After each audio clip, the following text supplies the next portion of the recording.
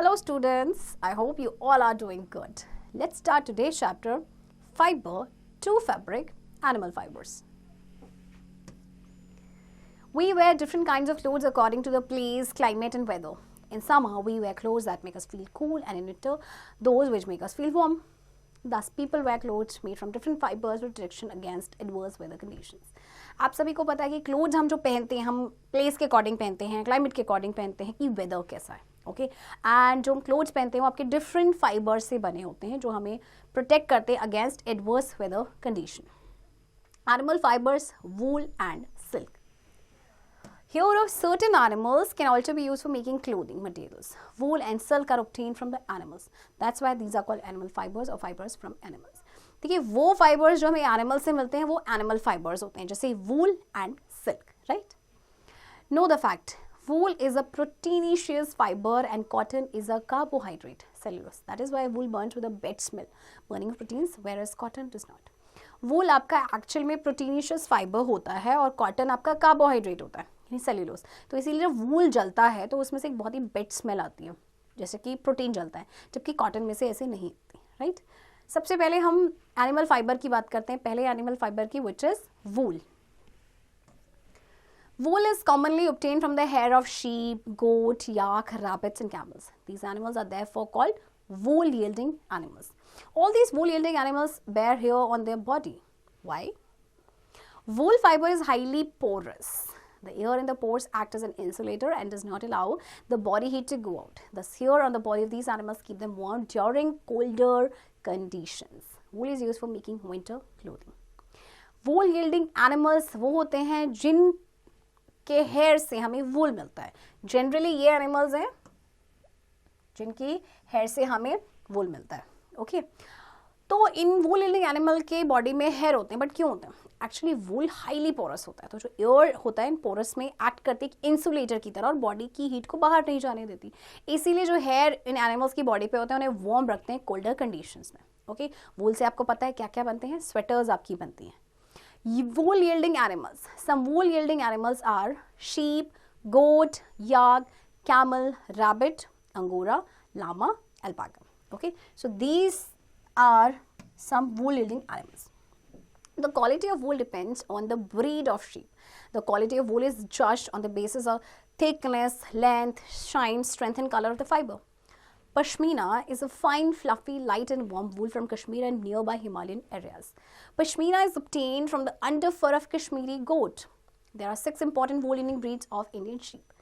अब क्वालिटी जो शीप की होती है वो डिपेंड करती है कि शीप की कौन सी ब्रीड होती है.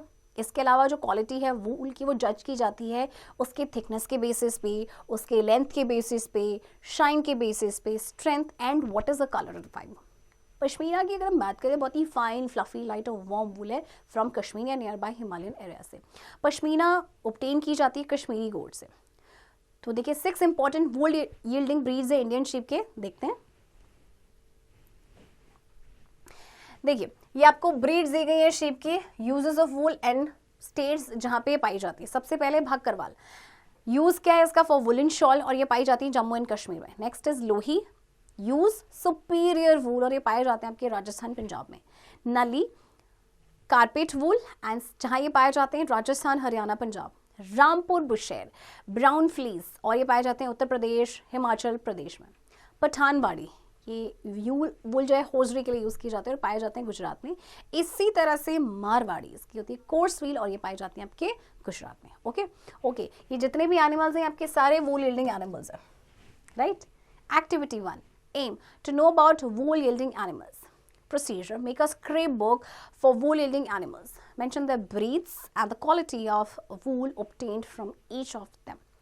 Search for the pictures of wool yielding animals either from books on animals or from internet and paste them in your scrapbook. Also give some relevant information about each of them. Paste a piece of wool thread obtained from the respective animal. For this, you may have to visit the wool market. आपको क्या करना है? वूल yielding animals के बारे में पता लगाना है. स्क्रैप बुक बनानी है आपने वूल यील्डिंग एनिमल्स की. उनकी ब्रीड को मेंशन करना है, क्वालिटी ऑफ वूल जो उनसे ऑब्टेन होती है. राइट. ये सारा आपने उसमें लिखना है. From fibres of wool. In the following section, you will learn about the journey of wool from the rearing and breeding on the wool-yielding animals, such as sheep, to the final finished wool. Production of wool from sheep. Getting wool fiber from sheep or in general any wool yielding animal involves the steps given ahead. The fine hair of sheep are used to make wool. Sheep are reared for this purpose. देखिए किसी भी wool yielding animal से अगर आपको wool चाहिए सबसे पहले उसको rear किया जाता है, उसको पाला जाता है, ओके क्योंकि उनकी फाइन हेयर से फिर wool बना जाता है, चाहे हम sheep की बात करें या कोई भी wool yielding animal, right? Sheep are reared in different parts of our country. You might have noticed shepherds taking their herds of sheep for grazing on hilly areas such as Himachal Pradesh, Jammu and Kashmir, Uttarakhand, Sikkim and Arunachal Pradesh, or on the plains of Rajasthan, Gujarat, Punjab and Haryana.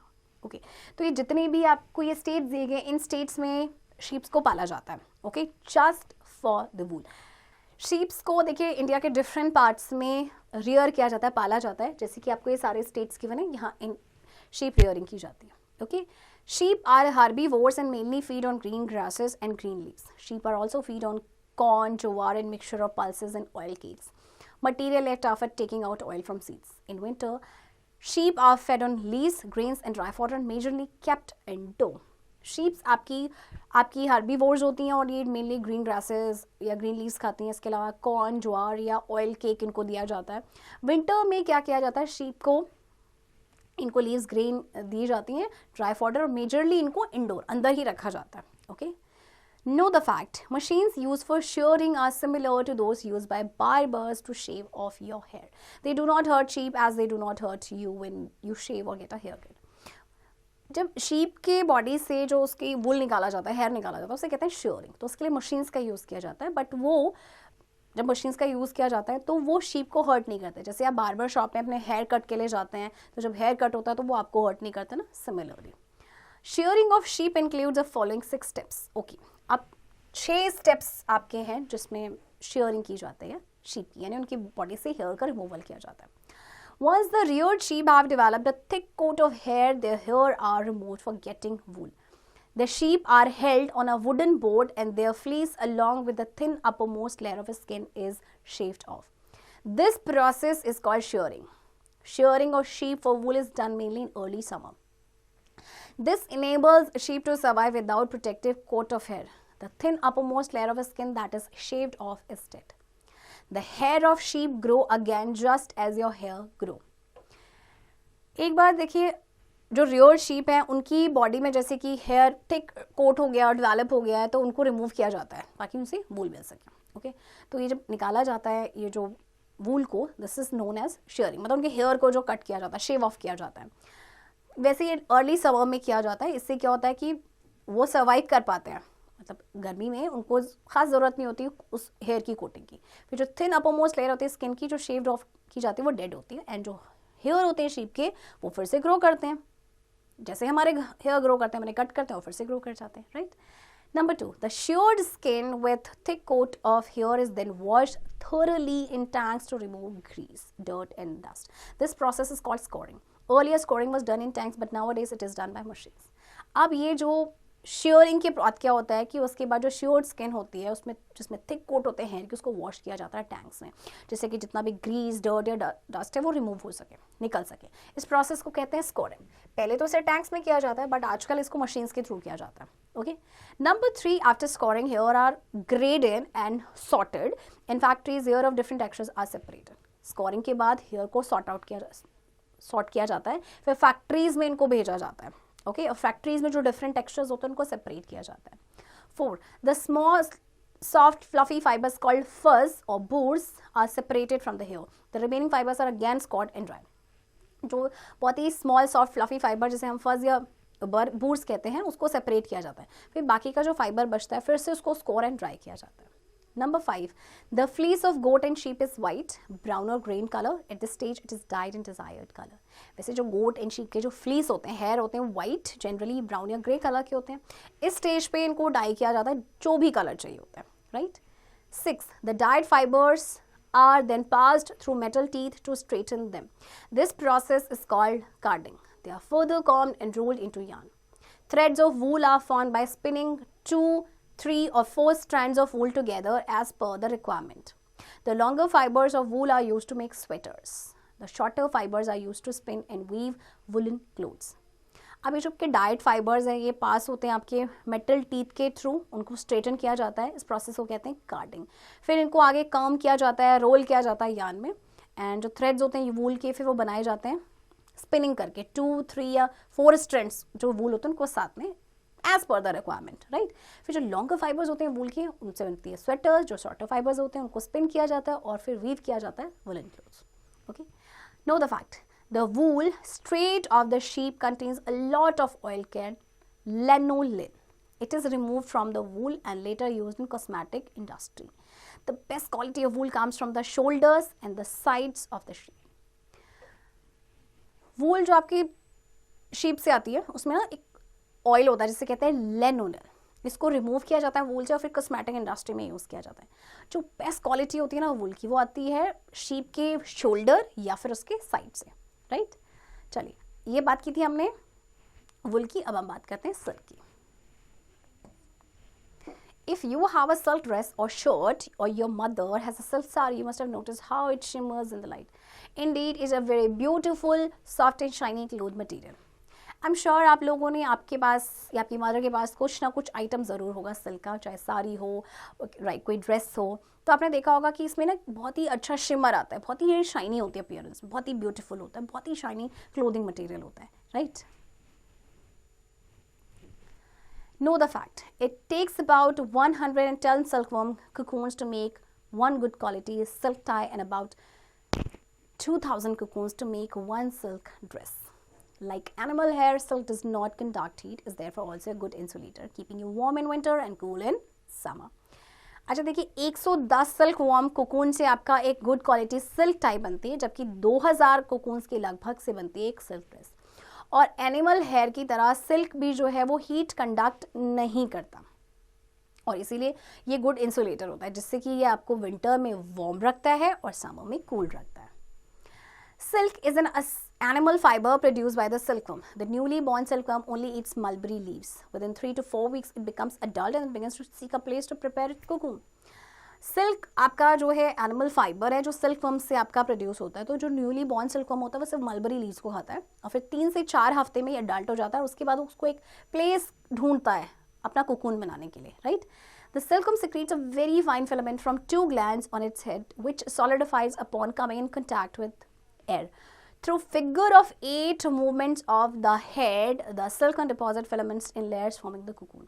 The silkworm takes 3 to 7 days to prepare the cocoon. It is formed of about 20 to 39 concentric layers made up of a single thread. Inside the cocoon, the silkworm transforms itself into a chrysalis called the pupa stage in a moth's life cycle and then into a moth. The moth eventually leaves the cocoon, which can then unravel.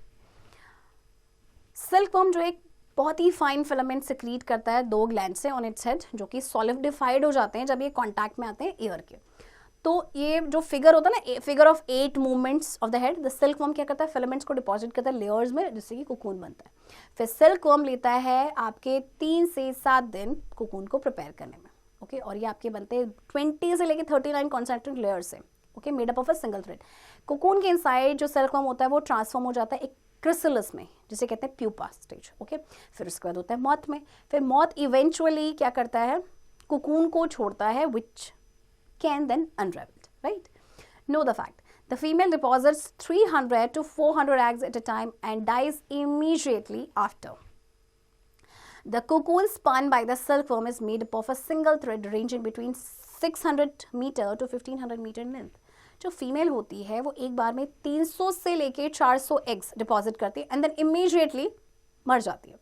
Cocoon जो spun करता है silkworm वो आपके बना होता है एक single thread से ranging between 600 metre to 1500 metre in length.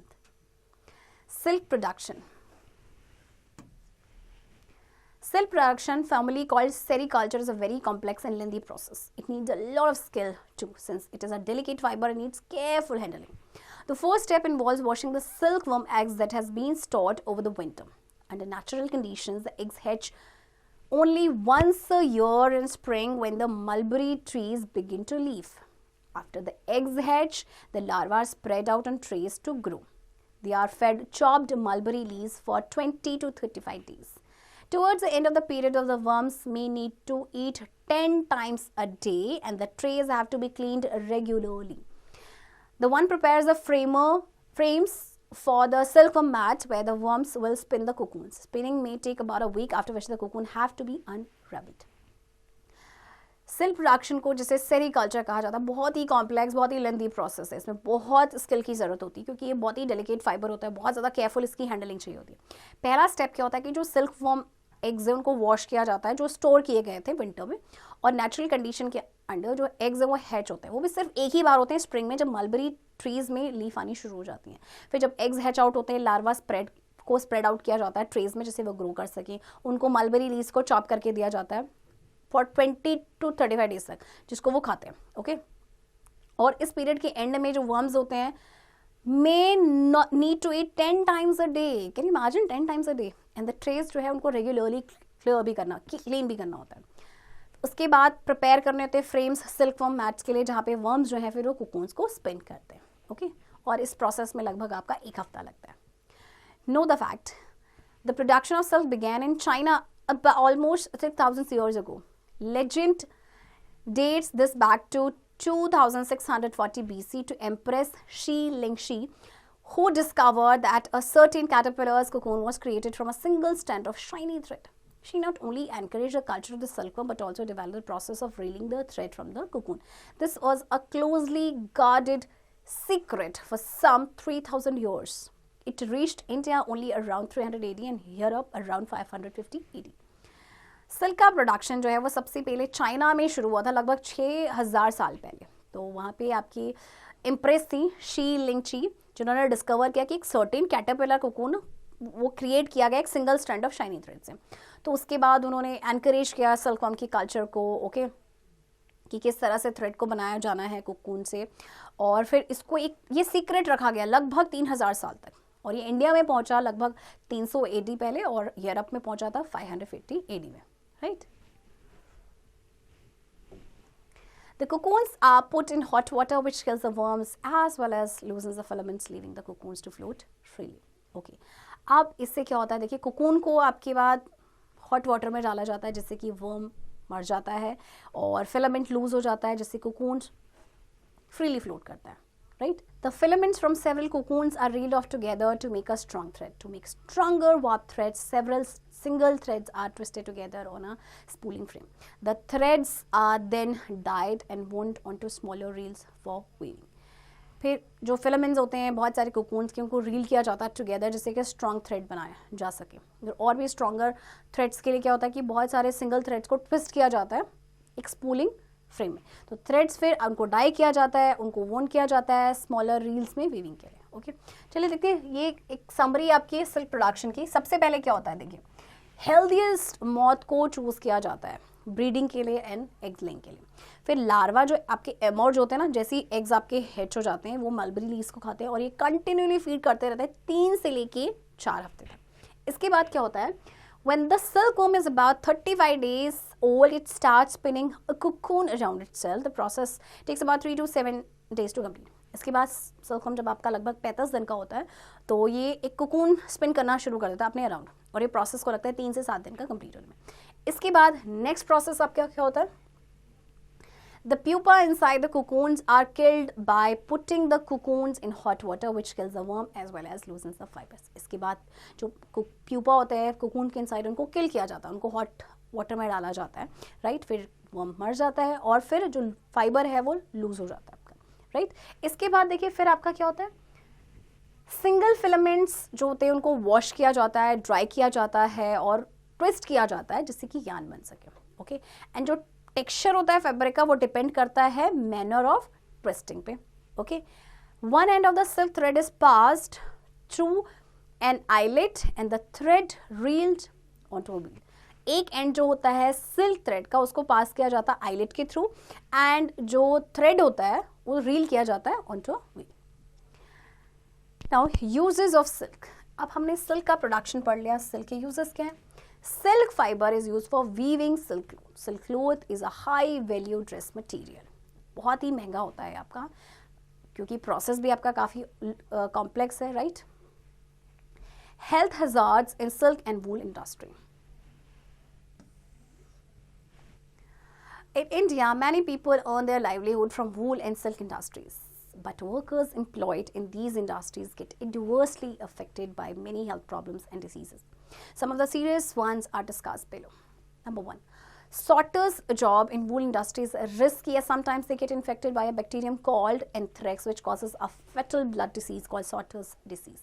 Number 2, the workers who dip the cocoons in boiling water to extract silk strand in water for long hours. As a result of this, their skin becomes raw and blistered. 3, the silk industry workers inhale vapors arising from cocoons in boiling water. Also during reeling, lot of fiber and other things are inhaled by them. This results in health problems like asthma, bronchial allergies and ailments.